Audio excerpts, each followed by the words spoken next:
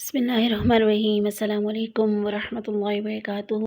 आज हम देखेंगे सफ़र हज से पहले जो चंद आदाब होते हैं उनको ज़हन नशीन हमने करना है कि वो क्या क्या चीज़ें हैं। सबसे पहली चीज़ कि आज़िम हज पर लाजिम है कि वो हज उम्रा के ज़रिए सिर्फ़ और सिर्फ अल्लाह की रज़ा और अल्लाह का तक़र्रुब हासिल करने की नीयत करे, क्योंकि हर अमल स्वाले की कबूलियत के लिए शर्त क्या है, इखलास शर्त है।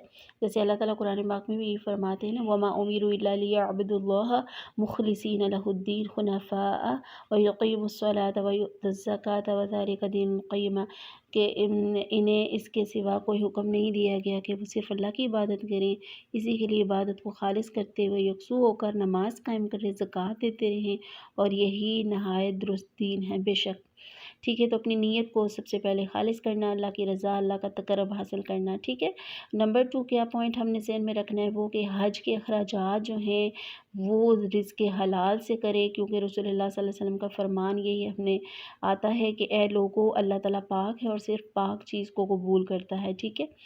फिर देखें कि अगर आपने एक शख्स का ज़िक्र फरमाया कि जो लंबा सफ़र करके, आप सल्लल्लाहु अलैहि वसल्लम ने ये नहीं ज़िक्र फरमाया कि जो लंबा सफ़र करके परगंदा गर्दो ग़बार आलूद परगंदा और गुबार आलूद हालत में हज करने जाता है और आसमान की तरफ हाथों को बुलंद करके दुआ करता है कि ए मेरे रब, ए मेरे रब, हालांकि इसका खाना, इसका पीना, इसका लिबास हराम कमाई से था, तो इसके जिस्म की परवरिश हराम रिज़्क़ से हुई, तो ऐसे शख्स की दुआ कैसे कबूल हो सकती है।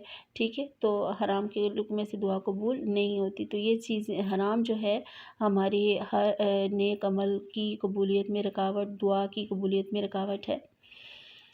खाना पीना, जिस्म, लिबास वग़ैरह हराम कमाई से है, तो फिर दुआएं भी कबूल नहीं होती। इसलिए जो है मुसलमानों पर और अमूमन और हज्जाज कराम पर खुसूसन लाजिम है कि वो हराम कमाई से बचें और सफ़र हज के अखराजात जो है हलाल कमाई से करें। इतने दूर जाएं, इतना मेहनत करें और फिर भी कुछ कबूल ना हो तो फ़ायदा नहीं है। ठीक है। तो इसलिए हलाल कमाई का एहतमाम। नंबर 3 जो पॉइंट ज़हन में रखना है वो क्या कि तमाम गुनाहों से सच्ची तौबा कर ले। अगर इस पर लोगों का कोई हक़ है, कर्ज़ा वगैरह, तो वो अदा करके जाए। अपने घर वालों को अल्लाह ताला से डरते रहने की तलक़ीन करे, और अगर कुछ हुकूक वो अदा ना भी कर सके जाते हुए हज में, तो उन्हें इसके मतलब वसीयत करके जाए कि मैंने फ़लाँ का कर्ज़ देना है, मैंने फ़लाँ का ये करना है, जो भी है ना वो वसीयत करके जाए।